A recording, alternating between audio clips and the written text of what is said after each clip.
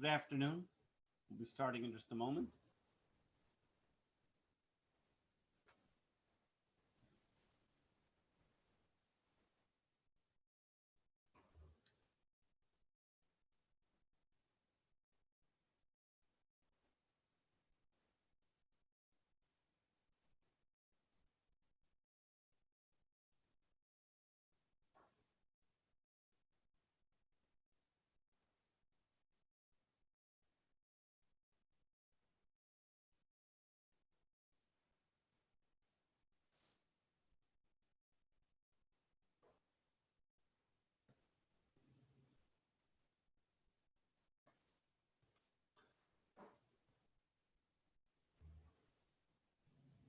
Good afternoon and welcome to Lunch Break with the Rabbi.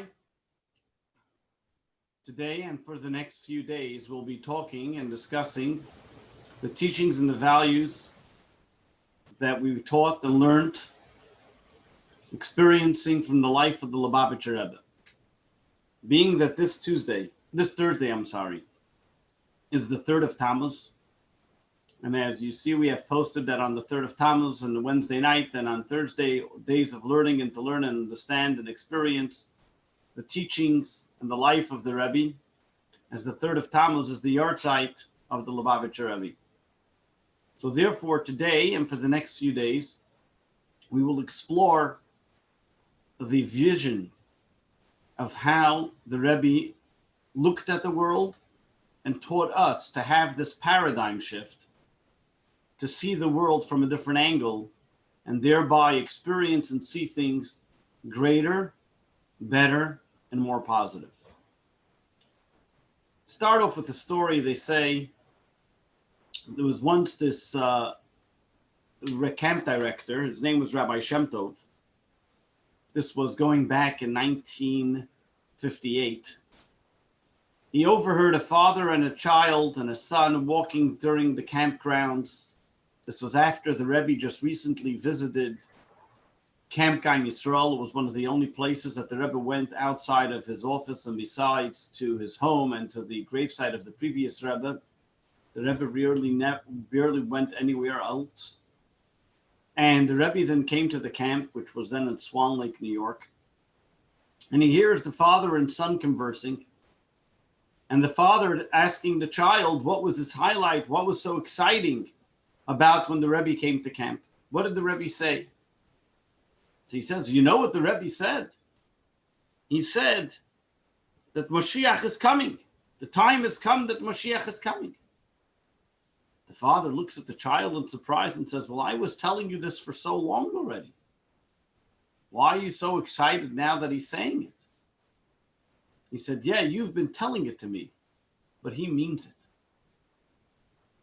When we look at the Rebbe's life, and when we look at the Rebbe's teachings, everything that was not just a lip service.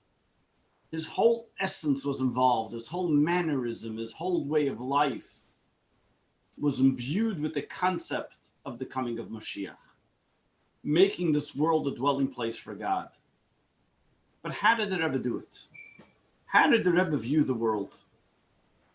And when we're going to try to talk about the next few days, is to try to understand the perspective that we can train ourselves as well to see the world in that same light that the Rebbe saw it, and how the Rebbe wants us to see the world so we can continue making this world a better place. So let's look at the way the Rebbe viewed the world. And the way we can see it is going back from the first time, the day the Rebbe accepted his leadership in 1941 on the 10th of Shvat. The Rebbe said a Hasidic discourse based on the verse of the Song of Songs. And the verse that the Rebbe began was, Basi ligani achoisi kala. I have come to my garden, my sister, my bride. This is referring to Almighty God when he comes into this universe. And Almighty God says, I have come to this garden, my sister, my bride, referring to the Jewish people. And the Rebbe expounded on this verse. And for years to come, every single year on the anniversary of his leadership on the 10th of Shvat, the Rebbe would extrapolate further and further, elucidating according to the teachings of Hasidism, what this means, what this garden is. But these few words, the mantra, was the, so to speak, the setting stone of what the Rebbe's world viewpoint was and how he was going to go about his leadership and the impression he made in the world. What was the Rebbe telling us? I've come to my garden. Number one, what's a garden? What's a garden different than anything else? God doesn't say my field. He doesn't say my yard. He says my garden. And over here, the Rebbe draws the difference between a garden and a field. A field is where a person gets his necessities from. Wheat, barley, grain, vegetables, all the different things. A garden is a luxury. A garden is reflective of who the person is, the owner of it. You have a person who's very well-to-do, will have a beautiful garden with the fanciest flowers and the fanciest fruits and the most exotic kinds of things. A simple person will plant some herbs. But a garden is not necessarily for necessities, but it's more of a luxury. But what does this mean? I've come to my garden. What's the teachings? What does God tell the Jewish people? And here is where we see the absolute shift of the way we should view the world. The Rebbe didn't just teach us to be kind, to be good, to help. The Rebbe gives us a viewpoint now of the way we see things and everything in life, not just concerning somebody else, but even more so concerning ourselves. And we see this in every step and in every facet of every part of the Rebbe's life. If we look at the world in itself doesn't seem conducive to being a garden. Take any time in history, today being more, the world looks like a tumultuous, decrepit, destructive world. Also, remember when the Rebbe said this discourse in 1951. This was 10 years, less than 10 years after the horrors of the Holocaust. The Rebbe's entire family was killed in the Holocaust. Almost all the Hasidim were decimated, destroyed. The previous Rebbe came to America with barely a minyan. And over here, he's calling the world a garden. Was the Rebbe ignorant to what was going on around him? And the Rebbe addresses this point. And he says, you see the entire universe, the entire world. For millennia, there's been crime, there's been evil, there's been corruption. Take today's day and age. People say it can't get any worse. They used to say, what's the difference between a pessimist and an optimist? A pessimist says it can't get any worse. An optimist says, yes, it could. But what is it? How can we see a garden here? But the Rebbe says if God created it, then it can't be bad. Just because humans are destroying it, it doesn't make it bad. The very fact that God created the universe, the very fact that God continues to create the universe, as we say in the blessings of the Shema, that God with his kindness continues to create the universe. What is this telling us? With God's kindness, he creates the universe. It is not something of ordinary, something of nature that just happens on its own and there's a happenstance of bad and evil that's happening in the world. Everything we see in the world is a goodness to it. There's good that's there. We just have to reveal it. We have to find it. We have to discover it. The world in Hebrew is called olam, but it also comes from the word helim, concealment. The world tries to conceal godliness. But just like when you walk into a garden, and the first thing you see in the garden is a bunch of fruit, but you see peels. If you wouldn't know that underneath the peel is a delicious fruit, you would say, what do I need this all? The same thing is also you see in the world. So much evil, so much disgust. You would say, what do I need this for? Comes the Rebbe and teaches us and says, no. God created this universe, this world is a garden. And beneath every husk, there's a beautiful fruit. Beneath every peel, there's an exotic fruit.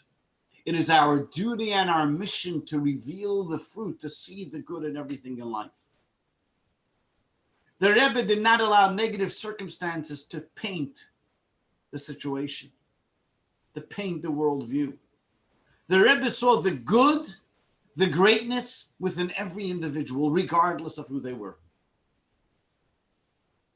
Even in his teachings of the Torah, even in the teachings of the Hasidism, when we look at what the concepts of when we find stories in the Torah, like we discussed the stories of the spies, the stories of Korach, where seemingly they look like people who are looking to updo Moses, not to go into the land of Israel, Hasidism finds a silver lining, the good that's there beneath. Not that the Rebbe was trying to sanitize it, but the Rebbe was able to go beneath the surface and see the good, the soul of the individual, the garden of the makeup of the world. This is lesson number one that the Rebbe taught us from day number one, not to judge an individual or a circumstance by its externalities, but to see what can we learn, what can we do to pry open the situation, remove the peel, to see beneath the husk, and to see the delicious fruit that's there. In every circumstance in life, as we underlined before, that God continues to create the world with kindness. In every single situation in life, there's a kind, benevolent God who is creating and continuously creating this garden of a world. As gloomy and as dark as it may seem. The question is only, what are we doing? What are we focusing on? Am I focusing on the peel or am I focusing on the fruit? Am I focusing on the weeds or am I focusing on the flowers? They're both there. The question is only, what are you going to select? What are you going to go with? How are you going to enjoy it? Teachings of the Rebbe. The outlook of the Rebbe was to always train ourselves, as we discussed in our previous classes of positivity bias, to have this certain type of absolute positive outlook, regardless of what it may be. It wasn't because, as I mentioned, ignorance is bliss. The Rebbe suffered through the biggest traumas.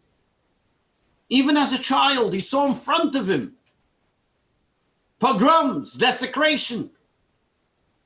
He knew exactly what was out there. But as the Rebbe discussed many times, what was the reason? What was the cause? What allowed evil to harbor? What allowed evil to continue to go? Was the fact that people paid attention and gave credit to it. The fact that we created within ourselves our own selfish motivation to be able to think that we can combat it, instead of thinking that there's a godly nature and a God-given gift within every single individual. And capitalize on the God-given gift of that person and bring it to fruition. The Rebbe was able to take any situation and find the good, pinpoint the unbelievable positive, and get that to blossom and to grow. Regardless if it was a child who was misbehaving in class, or if it was a negative situation happening in the world, or a person even speaking negativity. The Rebbe chose not to focus on the negative, but to focus on what positive thought and act can be brought out from this. This is so important in our own life, especially today, in these times, where seemingly negativity is prevalent. Evil is dominant. Chaos is what works. Anarchy is so stricken. Over here, the Rebbe tells us and reminds us, look for the good, accentuate the positive. Remember, we are in God's garden. This is a beautiful garden. This is not just a necessity. This is a luxury that God decided that we, the people, are the ones to plant, to harvest, to grow this beautiful garden. Make it blossom, make it fruit tasty, and enjoy and reap its benefits. That is what Mashiach is all about. Thank you for tuning in. God bless you. Tomorrow we'll continue with the teachings and the lessons that we can learn from the Rebbe. All the best. Have a wonderful day.